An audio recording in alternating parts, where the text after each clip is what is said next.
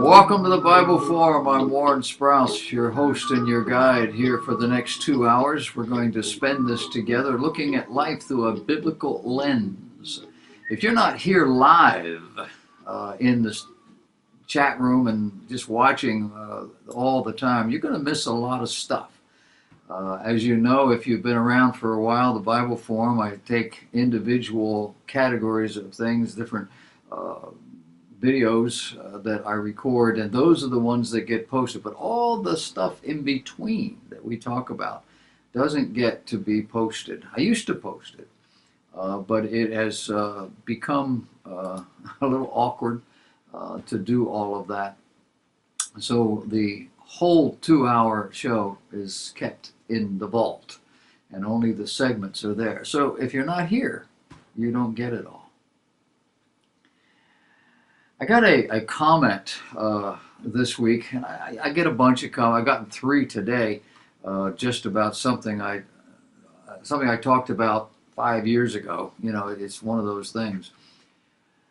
But someone wrote to me this week to criticize my eschatology, and they started out by saying simply that eschatology is pure nonsense.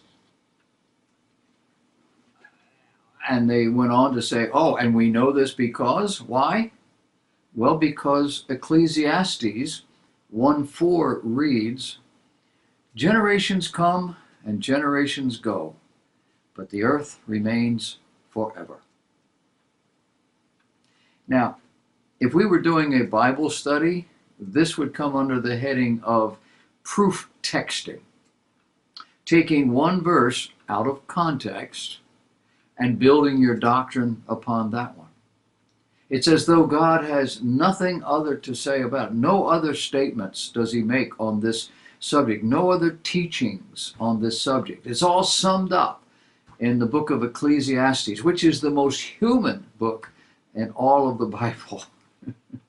Much of what's in Ecclesiastes is from a human perspective. It's not a divine perspective. It's a human perspective. Eschatology is the study of future things. Not the future things that we know about, but the future things that God knows and has revealed to us. Now, he has not revealed all things, but he has revealed some things. And as he reveals the future, and he does this all through the Bible, it's called eschatology. It's a study. People take all of those things, they put them together, and they get patterns. You know, the God who is eternal, who knows the end from the beginning, the God who actually inspired the Bible that you're now using to discredit him. Here's a viewer who denigrates that which God has revealed in regard to the future of this world by quoting what God has revealed about the flow of history. And the word translated forever in your Bible is the Hebrew word for concealed, or in some cases, a vanishing point. Ecclesiastes reflects how mankind views life. It's a view from our perspective. It's not from God's perspective. And it's not teaching us any Bible doctrine, and certainly not teaching eschatology, the doctrine of final things. This viewer would know that if they were attending a Bible preaching, teaching church, if they had enough interest to check these things out before they start pontificating, if they were interested in learning what God hath said, really, or if they would just watch the Bible for them. But most people don't do that. Don't do what? Don't do or have any understanding of those just statements I just made. They are somehow content with what they know, what they think, what they feel, as though that's all there is. And if that's not all there is, then that's certainly all that's sufficient. And of course, it is sufficient for them. And that's all that really matters. Oh, and they reproduce. I ran across an article this week. I've entitled it, "Can they do that?" The American Civil Liberties Union, the ACLU, told Republican Congressman Peter King of New York that he is violating the constitutional rights of his constituents. How's he doing that? Well, according to them, he's blocking those constituents on social media. And the constituents are threatened to sue because he has blocked them on social media.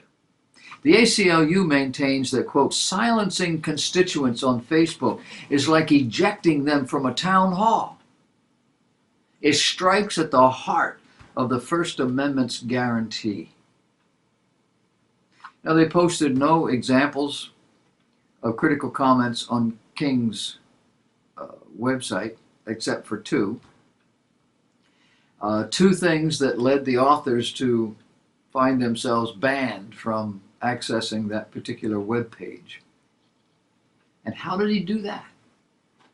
He unfriended them. ACLU wants to know, how does he dare to do that? How does he dare to unfriend people? They talk about silencing these voices as an affront to the First Amendment and to the core values of our democracy.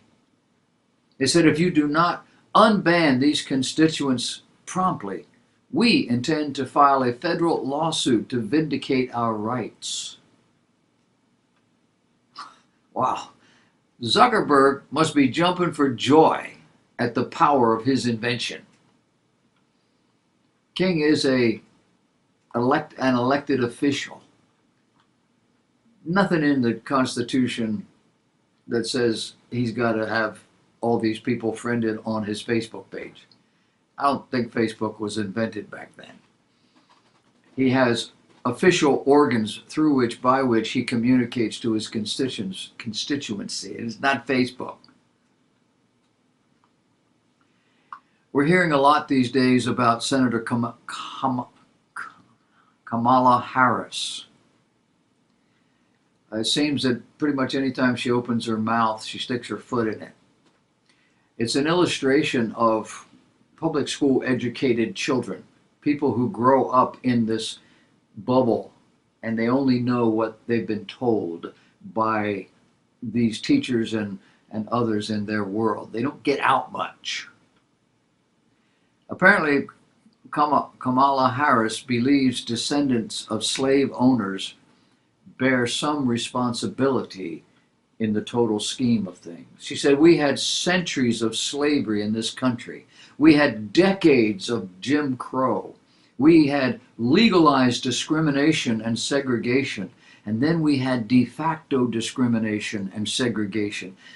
And to believe or suggest that those years of abuse and violence and crime did not have an impact is to overlook the facts of history. Now, it seems that Ms. Harris is related to a woman who owned slaves. It wonders me whether or not she knew that before she started this rant, before she started going off on all these different things. It looks like she probably did and just didn't care.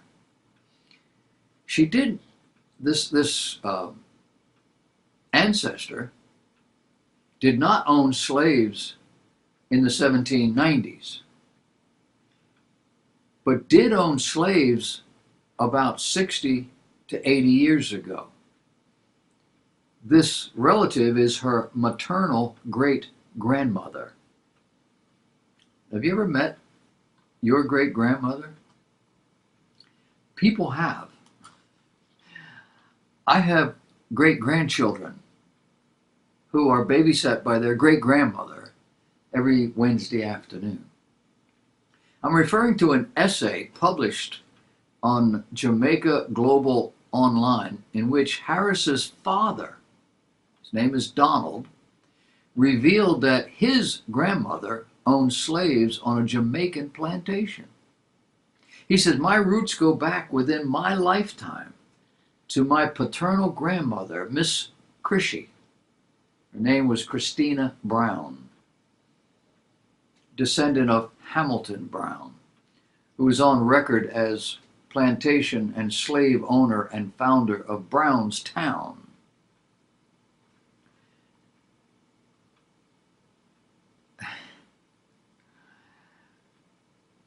You as an individual are not responsible for your forebears.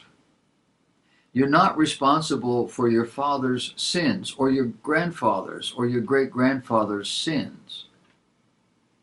But that's not what Harris and avid reparations people believe. And here's Kamala's father insisting that, quote, someone isn't racist just because their ancestors were slave owners.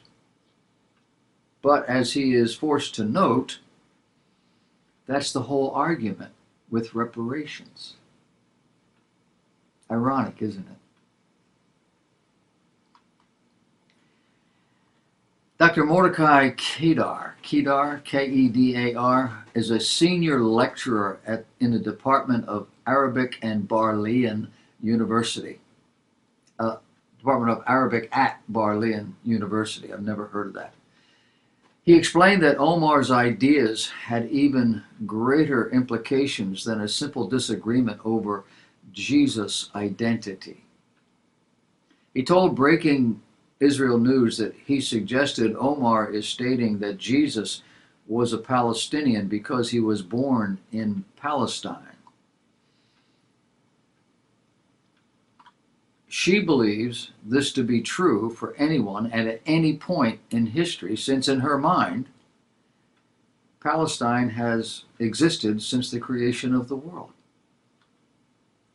Therefore, any person who has ever lived here, including all the people described in the Bible and the New Testament, must have been Palestinians. This is our U.S. representative. I can't think of her first name. Omar is her last name. Dr. Kedar called this perception re-engineering history, a technique he claims is inherent in Islam and the Arab world, hence a worldview espoused by Representative Omar. Although the opposition editorial retweeted by Representative Omar was a commentary on race, the reference to Jesus' Palestinian identity resonated so strongly with Muslims that it was reposted in its entirety in the Muslim Times. Dr. Kedar said, according to their agenda, Palestinian, Arab, and Muslim, all of them are in agreement about their message that all the world history is the story of Islam. He went on to note that Islam espouses the methodology of the Nazi propaganda master Joseph Goebbels, who said, if you tell a lie big enough and you keep repeating it often enough, people will eventually come to believe it. Perhaps more disturbing yet is the second half of Goebbels' credo, which states, it thus becomes vitally important for the state to use all of its powers to repress dissent, for the truth is the mortal enemy of the lie, and thus by extension, the truth is the greatest enemy of the state. Goebbels said that. This is a U.S. representative stands up and espouses what apparently the Muslim world has always believed, and she thinks it's truth. It's historical fact. A little education, a little reading on her part would have explained it away, could have kept her from this embarrassment. But you know, I don't think she's embarrassed by it. Did you pay attention this week? Did you hear? It came out in a lot of different ways that the United States economy grew at a solid 3.2% annual rate in the first 3 months of 2019. And that this growth was a far better outcome than anybody expected. It overcame a host of headwinds, including global weakness, rising trade tensions, and a partial government shutdown. The advance in the gross domestic product, which is the broadest measure of economic health, marks an acceleration from a 2.2% gain in the previous quarter, October through December. According to Friday's Commerce Department report, at the same time, our debt grew over $22 trillion. It is now standing at $22 trillion. That's $67,632 per citizen. $181,164 per taxpayer. The Fed is spending 151% more than it was a year ago, at $4.4 trillion. That's a 4.5% deficit. At the same time, tax revenue is up, money creation is up on average of 400%. What's that mean? It means as long as things continue this way, we'll be fine. But the debt clock tells us we either reduce our debt or pray that nothing happens to stall this growth. The message here, when you let the U.S. economy grow, it really grows. The president we have is a money guy. I have confidence that he will get the debt down, and probably soon. He knows how this stuff works. Probably after this next election. Meaning, he'll probably run on it. How much do you pay for medical treatment? In an Easter Sunday sermon, lead pastor, I love that phrase, lead pastor. Give me a verse for that, will you? Lead pastor Todd Carter of Pathway Church in Wichita, Kansas, paralleled the excitement a person feels when they find out their medical debt has been forgiven to the excitement we should feel every day for the debt that Jesus paid for us on the cross. According to Relevant magazine, he told his church that this year, instead of spending money to advertise for their Easter church service, I bet you never thought of that, did you? They gave the money to a company called RIP, Medical Debt. Rest in Peace, Medical Debt. A company that works to buy and forgive people's medical debts for pennies on the dollar. The startling and educational part of all this was that it changed the lives of nearly 2,000 people on Sunday. It did that by paying off some $2.2 million in medical debt. And they did all that with $22,000.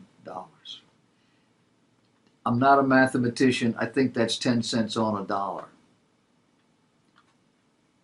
Do you get it?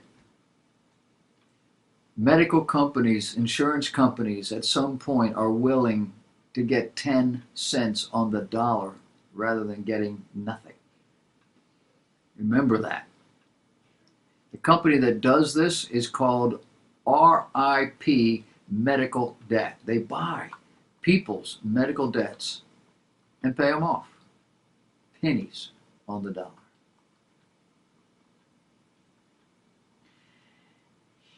Have you been keeping track of how many churches have been attacked by Muslims in the last 10 years?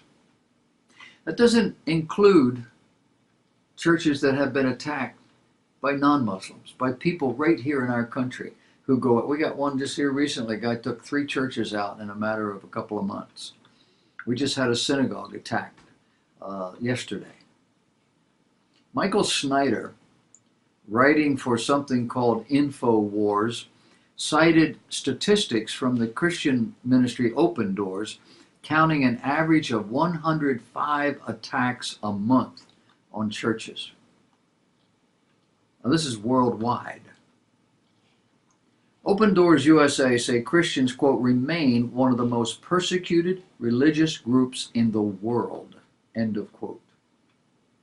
It goes on to say that while Christian persecution takes many forms, it is defined as any hostility experienced as a result of identifying with Christ. Christian torture remains an issue for believers throughout the world, including the risk of imprisonment, loss of home and assets, physical torture, beheadings, rape, and even death as a result of their faith. Trends show that countries in Africa, Asia, and the Middle East are intensifying persecution against Christians. And perhaps the most vulnerable are Christian women, who often face double persecution for their faith as well as for their gender. The organization said that every month 345 Christians are killed for faith-related reasons. 105 churches and Christian buildings are burned or attacked, and 219 Christians are detained without trial. Every month. For example, only days after the Notre Dame fire, a deranged philosophy professor, I guess that would be, you have to separate, I'm not going there, was arrested while bringing gas cans and lighter fluid into St. Patrick's Cathedral in New York. Fortunately, a great tragedy was averted in that case, but most churches around the world are soft targets with absolutely no security whatsoever, Snyder says. And these days, there is literally nowhere that is truly safe. Attacks on churches are happening literally all over the globe, and sometimes they happen right in the middle of a worship service. Snyder warned by a very wide margin, churches are the #1 target for hate attacks, and it is only going to get worse. Former Muslim Dr. Mark Christian wrote in December 2016, the biggest problem is the Islamic texts and the Muslims who are taught to emulate their 7th century prophet. The guy's name was Muhammad, a warlord who is seen as the perfect man, an illustration of what we ought to be. Well, for the men. Women have no rights anyway. He advocated taking slaves, raping women, torturing and slaughtering men, and taught that Islam was to reign supreme over all other religions whenever the numbers in a society were in favor of Islam. When you break that down, what they claim is somewhere around 10%. That strike a familiar tone? Look at Europe. Look at some communities and even whole states in our country. A very few in terms of percentage. And they start demanding and they start taking over and they have their own little village and then they have their mosques and then they tell you what you can do and what you can't do, and they're a minority, so you have to pay attention to them. This is a strategy devised in the 8th century. It still works. Christians and Jews, if they are allowed to live at all, were to be subjugated as second-class dhimmis, slaves. Until imams stopped teaching doctrines modeled after this 7th century warlord, violent jihad will always be a problem, he said. As an illustration, in 2018, the French Ministry of the Interior recorded 541 anti-Semitic acts, 100 anti-Muslim acts, and 1,063 anti-Christian acts. This is why so many immediately thought the Notre Dame fire was the product of terrorists. There are places in Paris and in France, I suppose, at large, where the police don't go. Worldwide, since 2005, there have been 1,600 Islamic terrorist attacks. Worldwide, since 2002, there have been over 1,000 Islamic attacks against Christians, while during that same period, only 100 anti-Muslim attacks and 541 anti-Semitic attacks. In the 21st century, there have been over 200 Islamic attacks against non-Islamic targets so far. According to Open Doors USA, an average of 105 churches and/or Christian buildings are burned or attacked every month. Now that's more than 3 per day, and almost all of those attacks get ignored by the mainstream media in the Western world. In addition, an average of 345 Christians are killed for faith-related reasons every single month. Now, of course, these numbers will soon be out of date because violence against Christians continues to escalate all over the globe. And the horrifying attacks that we just witnessed in Sri Lanka are a perfect example.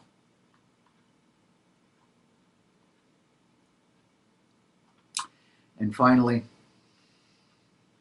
someone sent me the rules we used to teach our sons. Never shake a man's hand sitting down. Don't enter a pool by the stairs. The man at the barbecue grill is the closest thing to a king. In a negotiation, never make the first offer. Request the late checkout.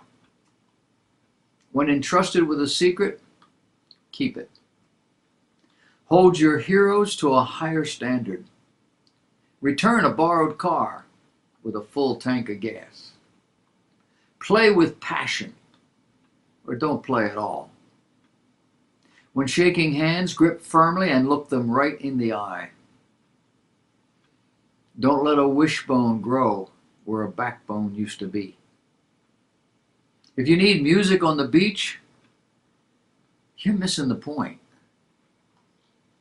Carry 2 handkerchiefs. The one in your back pocket is for you. The one in your breast pocket is for her. You marry the girl, you marry her family. Be like a duck. Remain calm on the surface and paddle like crazy underneath.